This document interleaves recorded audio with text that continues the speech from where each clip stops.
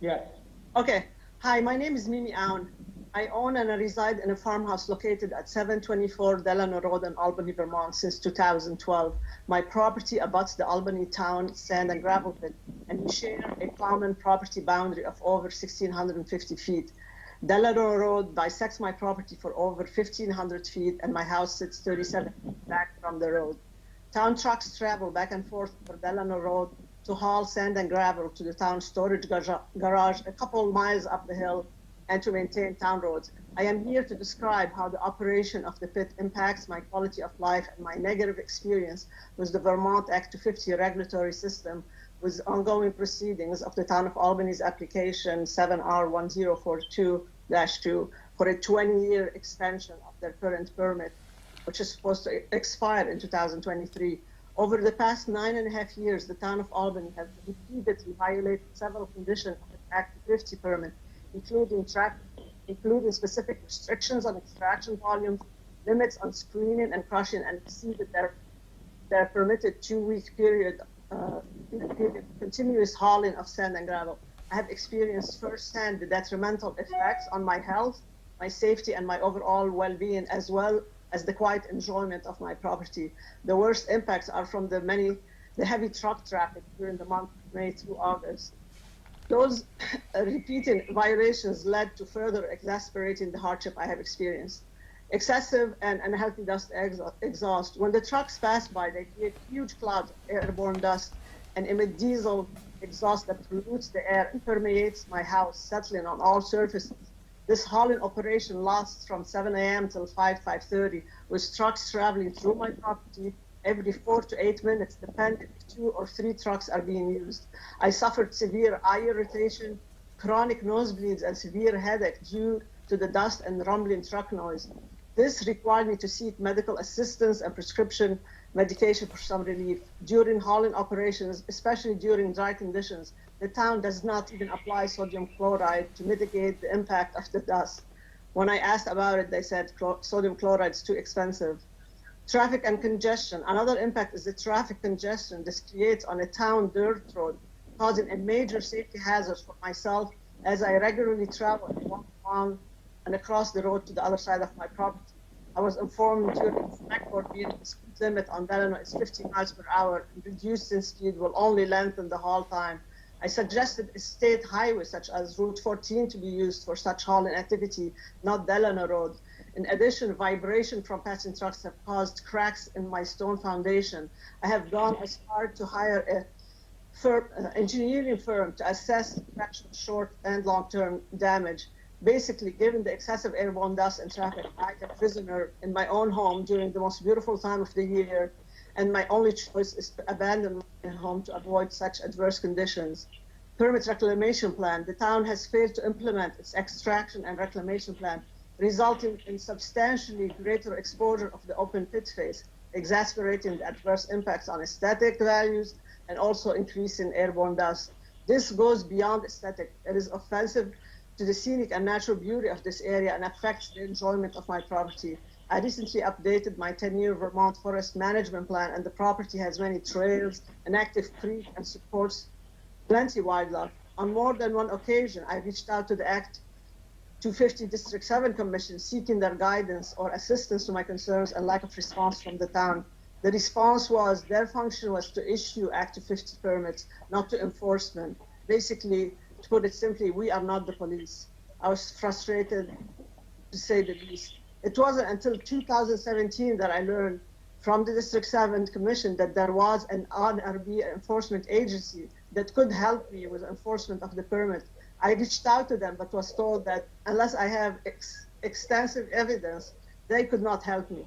Discouraged and shocked by this indifference, I resigned myself to be patient, hoping things would somehow improve, and looked forward to the expiration date of the Act 250 on December 2023. In 2018, I learned that the town is planning on applying for a 10-year and then amended 8 months later to a 20-year extension permit with added 24/7 operating hours. I went to a select board meeting to discuss this new turn of events prior to the town turning its application. The select board said something to the effect, that is what we are planning on doing. I am the one leading this project, and you will get your say once the application is in the hands of the district commission. It was clear there was no room for a dialogue, input, nor inclusion.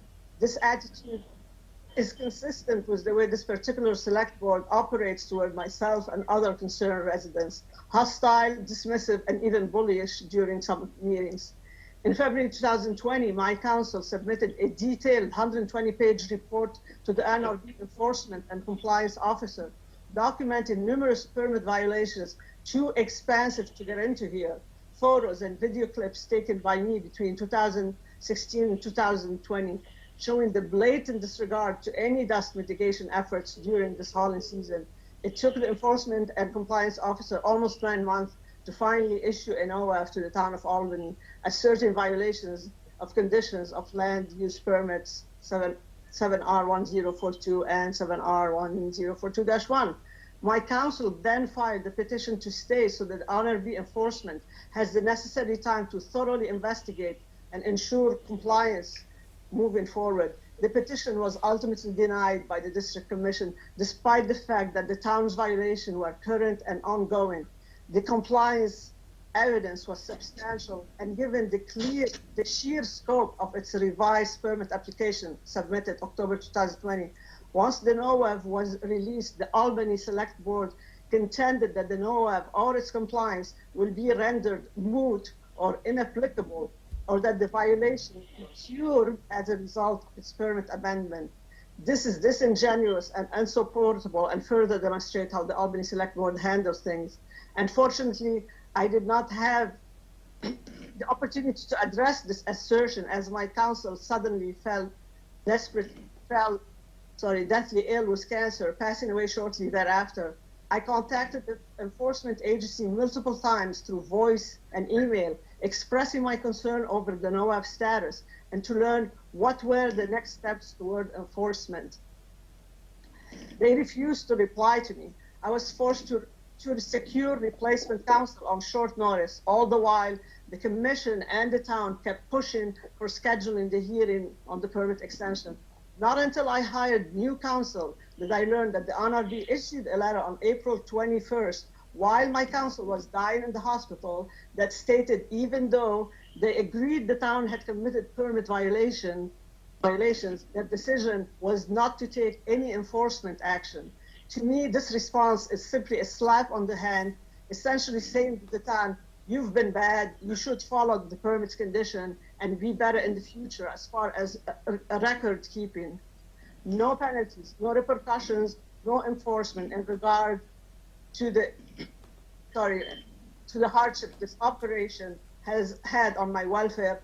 Unfortunately, this can only further jeopardize the public's faith in Act 250. In short, the action or inaction of the NRB enforcement agency goes against the core values Act 250 seeks to protect: promotion of conservation of forests and natural areas, protection from polluted air and water, the public's rightful expectations that conditions of a permit have real meaning and will be enforced. This has been a long, frustrating, mentally exhausting, and expensive legal process for me, with nothing to show for it.